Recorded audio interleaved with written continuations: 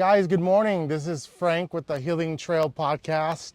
Today we are at Lost Dog Wash Trail in Scottsdale, Arizona. Beautiful day today. Yeah. I am with the amazing Miss Lori Mischke, and today we're going to hike and talk mental health. So join us. All right, guys, I'm here with Miss Lori Mischke. Lori. Lori. Yes. Lori, introduce yourself and tell us what we're doing here today. Okay. Well, I'm Lori. I am an addict and I'm also a licensed independent substance abuse counselor. So I figured today Frank and I will talk about maybe addiction as part of the mental health. Okay. And I don't know, what do you think, Frank? I feel like most of the addicts that you and I work with also have a lot of mental health issues.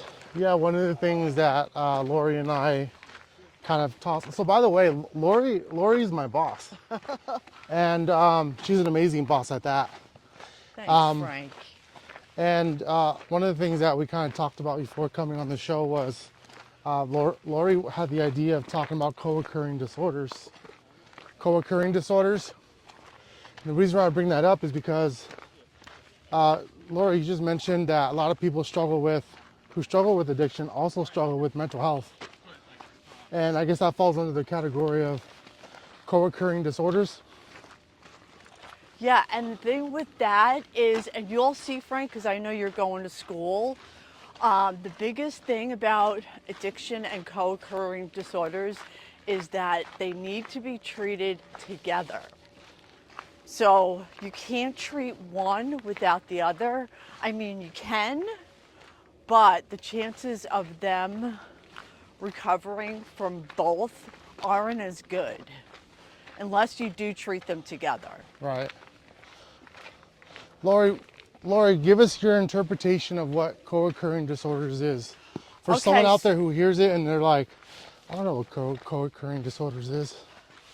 So co-occurring disorders or comorbidity is someone that has, let's say, depression and anxiety, addiction, bipolar disorder, schizoaffective, an eating disorder. It could be anything mental health. And as I said, usually, unfortunately, people have more than one, especially in addiction. So, and of course, the age-old question is, what came first, right? The mental disorder? You know, do people turn into addicts because they're self-medicating? Which, you know, I think it goes both ways, right? What do you think? I think it's per case situation when it comes down to the individual. But you make an interesting point about, for the person, which one came first? Did the mental illness come first? Right. Was the lack of mental health a factor? Is it just a coping skill, right? The addiction, which absolutely can be. Right. I mean, I know for me personally, I don't know. I think I did start using substances because of anxiety. I'm ADD as well, and I'm also OCD.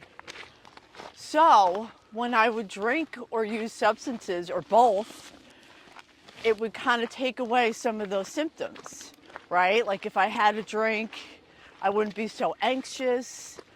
I wouldn't, it would calm me down, make me focus a little bit more, you know, things like that. So that's why, like in addiction, if somebody has a co-occurring disorder, we need to help them find coping skills that work for them. So, I mean, that's the hardest part. It's finding what works. Do you think, Lori, in your experience, do you think that you had other coping skills before addiction? I think I did. That's a really good question. I think I did have healthy coping skills. But then when I found substances and that worked, it was just the easier thing to do, The easier thing. right? Right.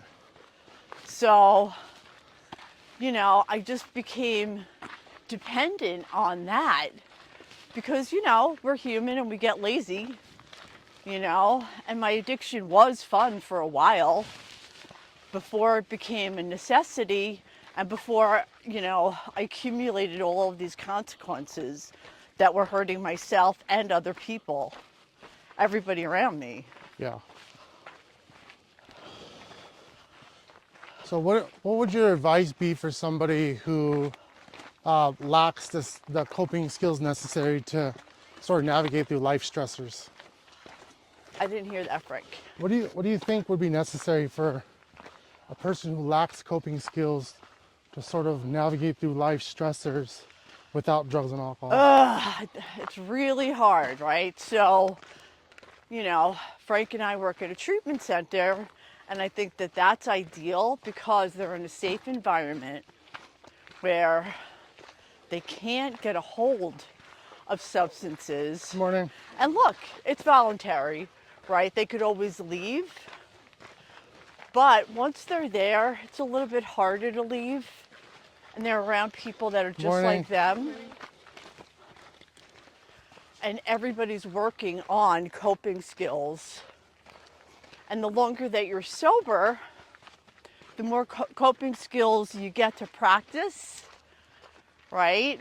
That's what Frank and I teach every day, is different ways to cope with anxiety and depression and all the other things. And then also medication has a big part in it too. So if it's a good treatment center, they'll have doctors that work with the clients on the medication that works while they're monitored.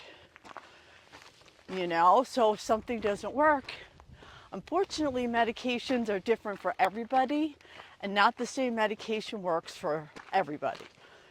So you need time to figure out what works. What do you... And that goes back to the idea that what works for one person doesn't work for everybody. Right. So you got to make sure that you're in tune with what you're going through. And although sometimes you hear advice on what works for somebody else and you try it and Yeah. it doesn't work, you may feel defeated. So sort of just really begin to understand your symptoms and how your issues Yep. with mental illness affect you. What works for you may not work for somebody else. And that kind of adds to the individual uniqueness of us all. Yeah. And I also think that it has to be holistic. So, another big factor is mind, body, and spirit, right? So I know for me, eating well, watching what I eat, exercise, those are really big because it's good for your body, your mind, and your spirit, because when you exercise, you actually get, natural dopamine and all of that. But also, I feel like if you're spiritual, that's super helpful. So that's why I love when addicts, and even if they're not addicts, working the 12 steps and finding a higher power, and looking at your past mistakes and having somebody like a sponsor to talk to and run things by, it all works together really well.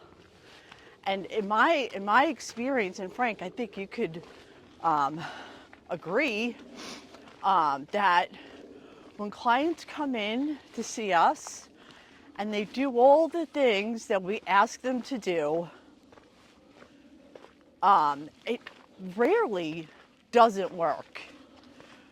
Yeah, rarely. It's a recipe, right? So like if Yes, it's a if I'm recipe. baking a cake, I may use like baking powder, eggs, and some other. I don't know what the ingredients are to bake a cake, but you're gonna have a couple ingredients to Sugar, flour. sugar, flour, Right. right? I've been on this health kick lately, so when I think of Yes. cake, I'm just like, oh, get it away from me. Give me some chopped up bananas with a couple eggs, Yep. and then fry it. But if you think of the recipe to a cake, there's a recipe for treatment. Exactly. And Right? I'm gonna write down the recipe to treatment for you in something called that's what's called like curriculum or like a program plan, Yeah. a plan through the program. And if you follow the recipe to bake a cake, there are proven results, and those proven results of having baked the cake before come out to a delicious cake that everyone likes. Right. And Frank and I, we've both seen this, like absolute miracles with people, like they start doing the things that we ask and suggest, using their coping skills, working with a sponsor, staying connected, having fellowship, staying around positive people that will hold them accountable. They start working again and they still have the support. If they continue to do that, their life becomes so good that they're not going to want to stop. And I think that's the key is, people, their lives start getting so good that they stop doing the things that got them there. And again, it's human nature, right? Like, well, why do I need to do this anymore? And, we also call it terminal uniqueness, right? Ooh, I You like know, that word. clients think that, well, they're different, right? That didn't work for so and so, but I think if I take my will back and do my own thing, it'll work for me. And sometimes relapse has to happen for people to figure out that they have to continue to do the things Yeah. that got them there in the beginning. Terminal uniqueness. Lori, that's a term that I haven't really had too much experience with. Oh, okay. Terminal uniqueness. Hello, good morning. How's it going? So, Are you able to expand on what I that? mean by that is, and Frank, you've definitely experienced this. Okay. You sit down with the client, they're still ambivalent, right? But they are in treatment, but they still have denial, right? And they don't think that these things are going to work for them, or they think that they know better. I'm different. I'm unique. I don't have to get a sponsor. I don't have to do those things. So that's what we call terminal uniqueness. When, I get it, we're all human, we're all different. However, with addiction and sometimes mental health, we're all the same. We all crash and burn. We all get to a point where we can't live like that anymore. Nobody, you never hear of a successful addict. It's like an oxymoron. Right. It just doesn't happen. Does that make sense? Makes perfect sense. What do you think there's like a common co-occurring disorder? What's the most common co-occurring disorder out there that you Good see? question. I'm going to say anxiety because honestly, when clients tell me that they don't have anxiety, I'm not buying it. you know? Yeah. Like we all have it. Maybe not everybody needs to be diagnosed with it. Right. But I do feel that everybody has experienced it Good morning. at some point. How are you Hello. guys? So it's something that benefits everybody that comes through the doors in treatment Good to morning. work on anxiety. How are you? Because we're all going to be in a situation where we're anxious. And if Okay. somebody tells you that they've never experienced that, I'm calling bullshit. Bullshitters. Yes, which is, another, I want to say, characteristic Okay. of an addict is we're full of shit, Yeah. right? Right. We got to protect that addiction any way we can until we're ready. And look, it's scary. It really is. And a lot of people, they're walking around and they have these issues or co-occurring disorders. And, some people were raised, I know in my culture, my family culture, nobody talked about therapy or getting any kind of help, or we didn't even talk about anything uncomfortable, Right. So, I mean, thankfully now, the stigma has been somewhat pushed aside, which is awesome because, mental health is a serious concern and it's everywhere. So, I mean, if you're experiencing depression or anxiety or, highs and lows and, compulsions, Compulsions is a big right? one. That's a big one. Like, there are ways to deal with it. And a lot of it, you'll never get rid of totally, right? Right. But you can make it better where you could live, a productive life, right? One of the words that comes to mind is manageable. Yeah. I can get to something that's kind of like where we lose our lives in addiction or co-occurring disorders is our lives become unmanageable. Right. So then the opposite of unmanageable is being able to manage life, manage our life to some degree, having these coping skills necessary to navigate whenever I Right. do feel anxiety or whenever I do feel depression. And listen, unfortunately, and this isn't everybody's experience, but it was mine. And Frank, I think you'll agree with a lot of people. We grow at the rate of our pain. Ooh. In other words, Grow at the rate we of our have to pain. be in so much pain that we have to make a change, right? Wow. So sometimes, and again, everybody's different. I have clients that they get a DUI and that's it. They seek treatment. It's a horrible consequence to them. They could have killed somebody. They have to do something, right? Other people, like myself, I had all the consequences, everything. I was arrested. I almost died. I destroyed my family. I still didn't think that sobriety was an option. Again, terminal uniqueness, right? It's not going to work for me. It works for everybody else, but it's not going to work for me. But I had to be placed in a position where I lost everything and my family kicked me out of New York and sent me to Arizona to go to treatment. And I went to treatment for them and only them. Then after being there for a little while and doing the work, and it started working, right? So I realized that I was full of shit, and if I do the work and put in the effort, that's what I'm going to get out of it. Right.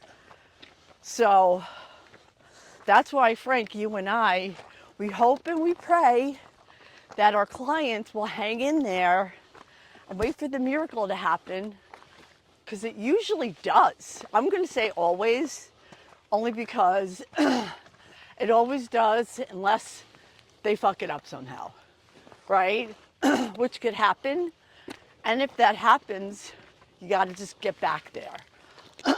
You know, I also feel like relapses sometimes have to happen for people to see that once again, their way doesn't work. And you could try everything under the sun and you're still not going to make it. Yeah. That was kind of that's a good point. That was kind of a hard concept for me to accept. When it, not when it comes to me getting sober, because relapse was definitely a part of the process. Yeah, But for me to teach it to somebody right. and to say those words like relapse may be part of your process, partly because I'm stubborn and I'm a dreamer simultaneously, Yep, right? yep. And you don't want to give somebody the okay to relapse. So it's a very weird concept because, you know, we don't shoot our wounded and all of that. You don't want to tell people, well, it's okay if you relapse. It's not okay. However, it's not the end of the world. There's something to be learned from every relapse. But I also tell my clients that haven't relapsed, listen in the rooms. Listen to people's stories. Listen to the people that have been to treatment 25 times. Morning. How are you guys? Hello. You know, if you could learn from other people's mistakes, that's awesome, right? But again, most of us need to learn the hard way, myself included. One of the ideas that I try to teach to my clients, specifically in regards to relapse, is relapse has a specific date and time, and it's a specific event. Don't make relapse your lifestyle. Right. Try to isolate relapse to a specific day and time, and don't try to adopt the relapse as a personality. And sometimes when we're able to dissect it like that, it becomes easy to digest. And if it's easy to digest, then perhaps I can create change through that. And I think one of the keys to relapse is knowing. That's why we talk about triggers and cravings and you know, red flags, and to avoid certain situations, because honestly, we all know what situations we need to avoid, what our triggers are, and you know, hey, for me, breathing was a trigger. Honestly, I'm not even being funny, but I couldn't even name a trigger because it was everything, you know? So you have to give it time. And once people are stabilized in treatment, you know, they could figure out what their personal warning signs are. Like I know for me, when I start getting irritable, when I start isolating, when I start getting flaky, like I say I'm gonna do something and then I back off, because that was my addict behavior for me. When I was being irritable, flaky, not kind, you know, not being around people, you know, the only thing that's missing is a drink or a drug. Yeah. Right? You see it all the time too. Yeah. Guys, I talk to Lori every day. I see her every day, all day. And I am learning a lot of information, new information on this hike. Even after spending what I would like to say is 40 hours a week at work. Right? I can't get sick of talking to you. Yeah, thank you. I love the questions and I love you wanting to know everybody's thoughts on everything. I think it's so important. That's how you learn, right? There's always something to learn. I also thank you for that. I also move off this basic principle of I know what's in my head. Like between this ear and this ear, right? I know Yeah. what's inside of here. Does it benefit me to always talk about what I know? or can I spend time trying to learn what other people know, what other people have between that ear and that ear? Absolutely. You know, I think it's so important.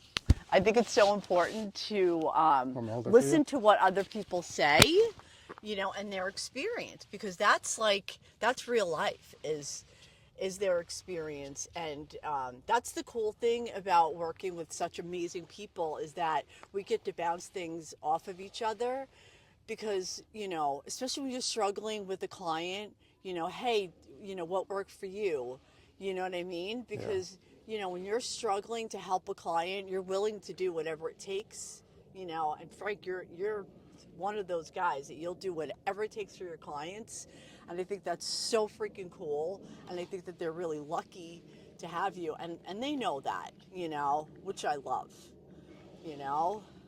Well, So thank you again. yeah, I spent a lot of years uh, with the mindset of, that's why we get along so well, right? Yeah. I spent a lot of years with the mindset of how can I take away from the world? How can I hurt the world? So now I Exactly. made a goal of mine to spend the rest of my life trying to give back to it and trying to help it. Right, me too. Yeah. Exact same thing. Right. Yep. Yeah. Like you and I at some point had a spiritual awakening where we realized, okay, you know, this isn't working. It doesn't make me happy. It did for a while, but it doesn't make me happy. And helping other people actually became my drug, you know? And I think for you too, Yeah. right? Like we literally get high from it. And it's Yeah. the coolest thing, I do. you I know? run towards the fires. Yeah, right? So the fires, It's a guys, challenge. the fires is like people who are having like crisis situations or they're having a really bad day, mental breakdown, severe depression, clinical depression, and they just can't seem to formulate a thought. These are the fires I'm talking about. I tend to run towards them, and so does Lori. Yep, yep, She's just like, you know, put on the fire suit, the fireman suit, and yep. just let's run towards it as fast as we can. Try to put the fire out. And then, you know, and the two of us, when we team together with a client, like there's nothing better than that, you know, and Andrew too, and the three of us wrap our arms around a client. Like, you know, we had somebody recently, right, that one of your clients that now works at the center that we work at. Amen. I mean, this guy almost relapsed. He Yeah. was smart enough to say something, which is something that I had done that kept me from a relapse. Yes. So he talked about it, and there is no shame in talking about it. It's a big thing. And Frank and I try to tell our clients that, like, look, just because you're having cravings doesn't mean that you're not doing well. You are. It's just part of the freaking deal. It's unfortunate, but it gets better and better, and it doesn't last forever. You need to write it out and you need to talk about it. And this guy is killing it now. Yeah. Like, imagine if we weren't there for him that night. Yeah. He might be dead. Yeah. That's nuts, Yeah. right? Yeah. By the way, really quick, I heard that another one of your clients got a job. Really? Yeah. No way. Yeah, I'll tell you. Tell me later who it is. Okay. Guys, we keep confidentiality here. Yeah, absolutely. And so, yeah, I took a trip to a location within the business area of where I work, and I got to see a lot of my ex-clients who are now employees. And it's a beautiful thing, right? Even just seeing somebody from like a couple of years ago, even at the different places I work. Frank, you and I, and you're catching up to me. Between the two of us, we must have 20 clients that work with us now. That's insane. Yeah. That's the biggest compliment. I see the smile on your face, Yeah. but that's the biggest compliment for you and I, because that is proof Yeah. that whatever we did, and look, they did it on their own, right? Right. But we were part of their journey. Yeah. And that is, like, who gets to say that? Yeah. You know, because these 20 people, they could easily have not done it, and they could easily have died. Right. You know, and that's unfortunate, and it seems extreme, but it's not. And you Right. know it's not, right? So, Yeah. I mean, it's a miracle. We get to see miracles, like real miracles. You know? Transformations. Unbelievable. Transformations. Yeah. Shall we walk back down? Yeah. Okay. Do you want to clip that on your... Oh, yeah. I was going to take this off. Guys, we'll get a little 360 view of the surrounding area. Lost Dog Wash Trail here in Scottsdale, Arizona. It's a beautiful day. Oh my God, we had rain on. It's Sunday morning. We had rain on Saturday, Friday, Thursday, Friday, Saturday. A little bit of sprinkle Saturday morning, and we get to enjoy the fruit of that rain and be out here in this beautiful weather. The amazing Lori Mischke. Uh-huh. Got it? It's No, I got to can't be. get it. It's got to be I don't want to break like it that. either. Oh, that way. Oh, there you Because go. the fluffy part has to go towards your Right. mouth. Well, that's better. All right. Okay. Awesome. Good morning, guys. Hi. Good morning. All right. So, we talked about co-occurring disorders, and one of the things that we touched on in terms of co-occurring disorders is kind of like the common co-occurring disorders that we see, and anxiety is definitely in that equation of things. I would say anxiety and depression and Yeah, trauma. depression worries me because That's what depression's supposed to do. I know. No pun intended. And unfortunately, I'm one of those people. I was depressed when I was using, but once I got sober, and I was on antidepressants, and they did help for a while. But once I got sober and took on all of these healthy coping skills that I have that work for me, I was able to get off of it. And I wake up every day, and I'm so grateful and happy. But with some people, depression hits them and they could be doing all the right things, right? Right. And it seems like there's nothing they could do to get out of it. What do you think, Frank? Yeah, I think they get kind of like stuck in this cycle. I think definitely when we talk about the idea of depression, and when we say the word depression, I think it might benefit our viewers to kind of break down what that is. Because depression kind of seems, and I've mentioned this before, depression, anxiety, they're kind of like buzzwords, right? Like Yeah. when someone says, "Oh, I'm depressed," they had a bad moment, not a bad day. So realizing that depression is not a word that defines a temporary moment of emotion. It's something that is like long term and kind of Right. Like clinical depression. yeah, I had dinner last night with an old friend of mine. Him and I went to college together. nice. Morning. And his wife went through that, right? I think some of it was like hormonal, but she had horrible depression and she was on medication and it was working, but she wanted to get off of it, right? And see, or she had to get off of it for some reason. But it hit her so bad that he had to actually take her kind of forcefully and put her in a hospital so that they could stabilize her because he was so scared that she was going to do something. Yeah. And that's real. That happens, because the depressed person doesn't feel like anything's going to help them. They don't see what other people see. I guess they almost get like used to that feeling.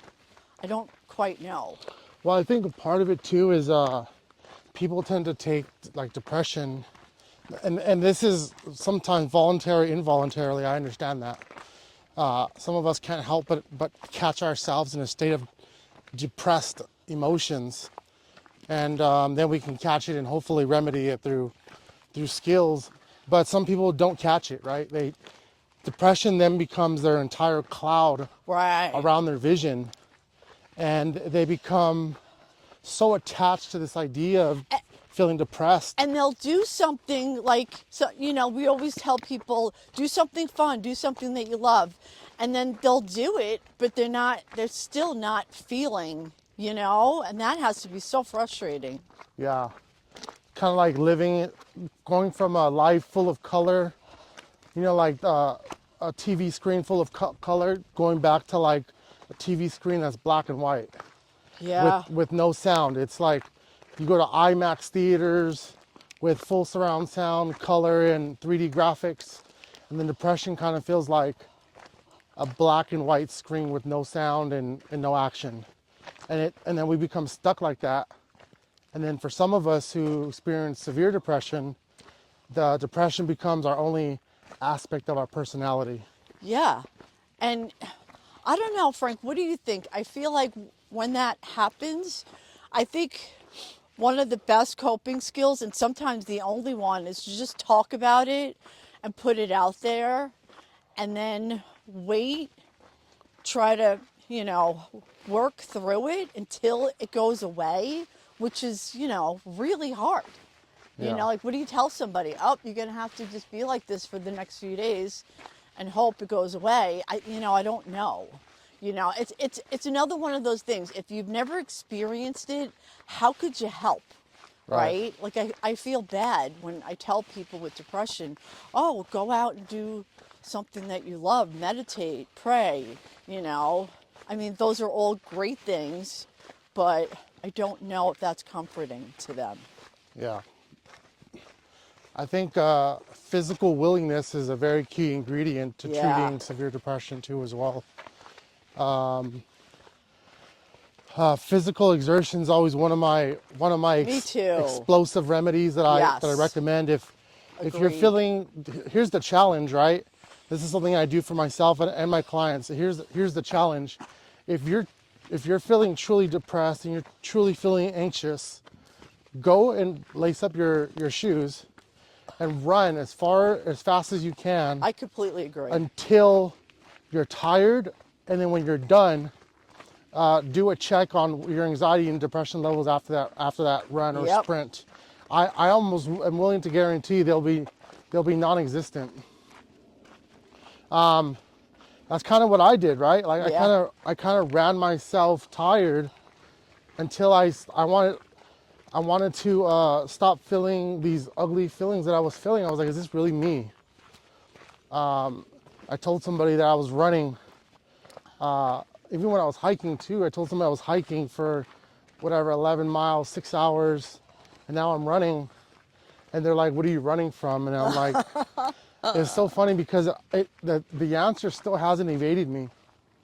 I still haven't come up with an answer yet. It's kind of like you just outrun the feeling or something, right? It's like a race. Yeah, so then when I start to feel and then you're like, I won. Yeah, when I start to feel the emotions again that relate to symptoms of depression or anxiety, I'm like, all right, it's time to run. And another big thing, Frank, in our field, they say, and I kind of agree with it, that anxiety is being worried about the future and depression is being worried about the past. I like that. So that happens a lot, like when people with anxiety, what are you anxious about? I don't know, probably 7 out of 10 times they're future tripping, right? Yeah. They can't help but worry. They're worried about this, they're worried about that. You know what I mean? Yeah. And then depression too, like I've seen clients ruminate. I'll watch them ruminate.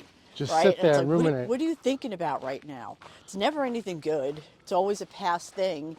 And look, we can't change the past. When you're wallowing in it and ruminating, and it even tells us in the big book, right, of AA, like, don't get into morbid reflection. That's what it's called, morbid reflection. Morbid reflection. That sounds terrible. Yeah. Doesn't it? Sounds like unhealthy obesity of negative thought. Yeah. So that's always good to point that out to clients. Yeah. And here's the thing with anxiety. I wouldn't say this about depression, but it's not going to kill you. You're not going to die, right? Right. So sometimes recognizing, oh, it's my anxiety. That's all it is. It's going to pass, right? And just saying it and believing that it'll pass, because it never lasts forever. It might seem like pass. It, but the scripture comes to mind, this too shall pass. Exactly. I love that. But unfortunately, it's true for good things and bad, right? Right. but So it always passes. so Sure. that's kind of like the acrum, if you will, like the swivel point, like a hinge on a door, Right. right? It can swing both ways in terms of good things come and good things leave. Right. Well, the opposite is true too. Bad things come and bad things leave too. Right. And there's Right. an acronym, a swivel point of these positive and negative events And that come in unfortunately, our we have life. to have bad things happen so that we recognize good things. Right? It sounds goofy, but it's true. The secret sauce comes in when we start to consider what we tend to focus on more. Do we tend to focus on the Right. negative Good one. when the acronym is swinging Yep. equally in the same location in different places? And is it in a positive place and we're just still focusing on the negative Right. swing of Where's the things? gratitude? Right. Right? I mean, when things are going wrong, think about what isn't going wrong. Like what's I mean, look, it could always be worse. I mean, I know when you're in a depressed state, you don't want to hear that, but it is true. Right? That's why gratitude is so important in recovery. And, it should be important across the board to everyone, because, if you're grateful, and they always say this in the rooms, right? A grateful heart will not drink, Yeah. right? So Nice. it makes sense. However, some people, they get cravings when things are going good. I get it. Yeah. The thing you just mentioned, I always like the conversation about when I hear somebody say, "Oh, things could be worse," Right. and and one of the beautiful things about being able to dig yourself out of a stuck state of depression is eventually you start speaking truth through the negativity. Oh, So yeah. when someone says to a depressed person, things could be worse, one of the responses I've heard from people who are depressed is, well, things could be better. I absolutely agree. Yep. Yep. Things They're not can be wrong. better. They're not You're wrong. preaching now, keep going, tell me more. And Right. then bam, they unstick themselves. Right. Oh, that's You great. know what I'm I saying? love that. Yes, So totally. yeah, eventually they get to sort of self-administer their own dose of positivity. Yep. And then, we always remind clients and whoever, like, help somebody else, you know, get out of your own head. What does it say on that ball in my office? Treat your mind like a bad neighborhood. Don't go there alone. Ooh, You know what I mean? I Like my love. first couple of years sober, I would not allow myself to think. Like not too much, right? Like I would put on a podcast or hike listening to a book or music, something positive, because once you start ruminating and being in your own head, sometimes that's not good. Yeah, You're opening up a whole can of worms, right?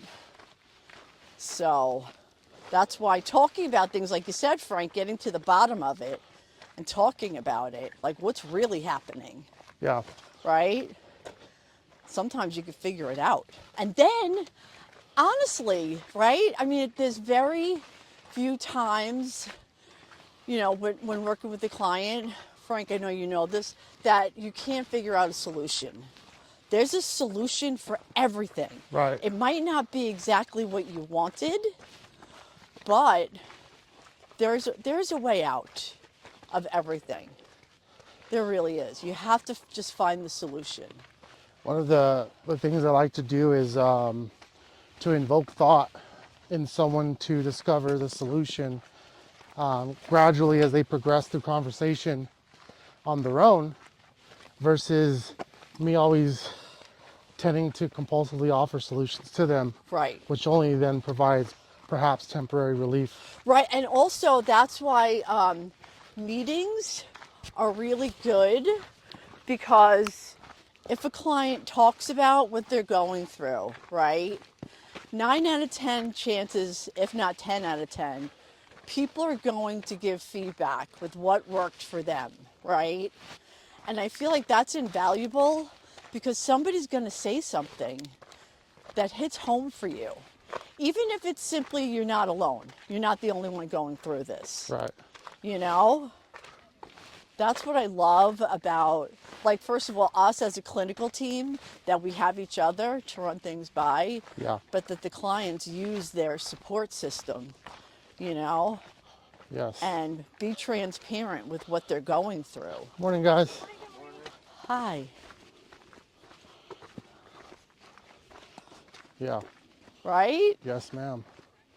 I agree. Yeah. I agree wholeheartedly. You know, and you know, they say we're as sick as our secrets and all of that. Like, there's something so freeing about just saying what's in your head, you know, and talking about it. Well, one of the questions then becomes, is the information in my head producing positive results for me? Wait, say that again? One of the questions becomes, is the information that I'm ruminating about produce positive results for me? Right. Exactly. And if it's not producing positive results, then why do we continue on cycling through the thought of it and approaching the same conclusion, knowing that that conclusion is unhealthy and negative? Right. Exactly. You know? Yeah, that's why it's great to have somebody around you that knows you. And like, I've done this with clients, like, I'll assign them a peer buddy.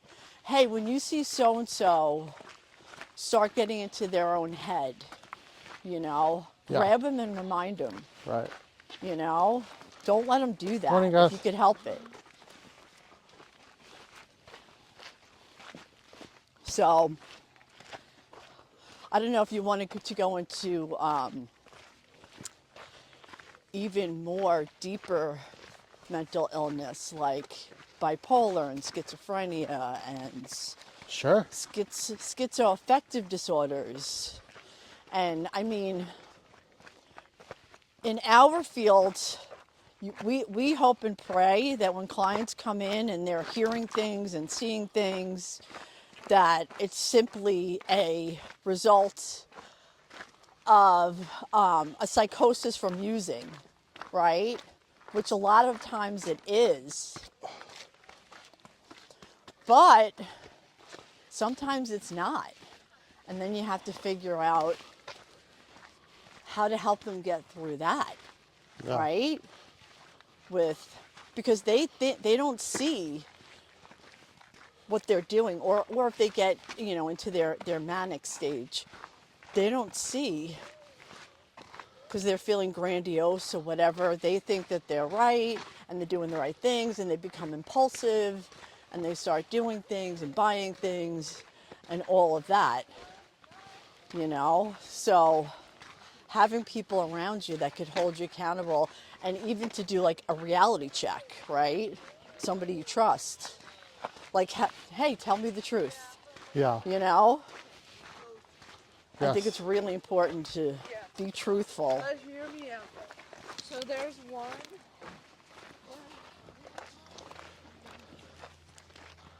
How would I go about trying to find somebody that can hold me accountable? Is there some type of like characteristics I can look for, or what's step one? What's ground Well, zero? and you've done this to me, Frank. Hi, sorry. Hey, you know, do you think I'm, you know, being whatever, you know, like, right? And I've said that to you too. Like, oh, do you think that's too much? Like, you know, because sometimes you don't realize you're doing it, Right. right? And we've all done that, right? I've done that to people, you know, and that wasn't my intention, you know, to make them feel bad or whatever. Yeah. Good But, morning. you know, I think it has to be somebody that you trust and somebody that's willing to Yeah. be honest with you, you know, because that's hard. Neutrally honest. Yeah. You know, kind of. Nobody wants to be that person, You know, like, hey, what you said really wasn't appropriate, or it hurt so and so, or, you know, right? We've all done that in the past. I try to run most things by people that I trust, you know, my sponsor, you know, people that know me, right? Yeah. You know, you hope that everybody has somebody that knows them, you know, could let them know, you know. So Frank and I both have clients that have been sanctioned, right? And I always tell clients, well, you're lucky that you have people that care enough about you that make you get help, right? Like they have to go once a month and get their shot, a Abilify or whatever, Yeah. right? I mean, you know, I guess it sucks that like you're made to do that, but it's only because people care about you and are looking out for you, Yeah. right? Yeah, it's allowing them a safety net to ensure that they're going to be successful. Yeah, because you know what? And I've heard this, you know, really often, and I'm sure you have too, Frank. You know, clients don't see that they are being a certain way, you know, because it feels good to them. It feels good to them to be in a manic state. It's almost like they're on drugs, right? They don't need to sleep, you know, they're running around doing all these things and being super impulsive. Meanwhile, it's not healthy. Right. They're spending a lot of Morning. money, or, you know, they could be sleeping with people that they shouldn't be, you know, dangerous behaviors Yeah. and things like that. You know, I've heard that a bunch of times from clients, you know. So then they stop and then they get into guilt and shame over what they did, right? Yes. Yes. Yes. Breaking Yeah. the cycle is so important. Yeah. And some of the first steps in trying to remedy these illnesses that we may suffer from time to time. And you know, I had a client a couple of years ago that he had auditory hallucinations. And here's my thought on auditory hallucinations. It pisses me off that they're always negative, right? Yeah. Like when I talk to clients, they're like, "Oh, well, the voices told me that I'm a piece of shit and I'm bad and this person hates you and blah, blah, blah." Why can't the voices be like, "You freaking rock. Yes. You're the best." Yeah. You know what I mean? Right. But unfortunately, that's not the case. So medication helps with that. I had a client that, what I was saying Morning. before, I assigned him a peer because he would be sitting in group and he would think that everybody Morning. hates him in the Right. group, and he would hear it from the voices. So I asked one of his peers to be his, like do a reality check with him whenever he needed to. So he would go to this peer and say, "Hey, are they saying that they hate me?" And, you know, the peer would be like, "No, that didn't happen. He was saying this or that or the other thing." Yeah. You know, and also, you know, like I said, medication helps. Listening, like having one earbud in with like low music playing, Yes. that drowns it out too, which is good. But that's a really hard deal, you know? So, Lori, we're going to go over here okay. for final thought. Guys, a lot of good information. I told you guys Lori was amazing. Thanks, Frank. Lori, what are some final thoughts you have for us before we head out? The biggest one, get help. You know, asking for help was something that I wasn't good at, and I felt like it made me weak, you know, and I felt like I should be able to figure out my own shit, but we need help. Asking for help and going and at least trying, right? Going to treatment, listening to other people, trusting other people. You know, that's the biggest thing, you know, and don't be ashamed to be on medication or part of a program or, you know, having to go to groups and stuff like that. Yeah. You know, it's self-care. Yes. Yes. Amen. Yep. Guys, this is the Healing Trail podcast, and you are with the amazing Lori Mischke. Until next time, guys. Bye. Thanks, Frank. Bye.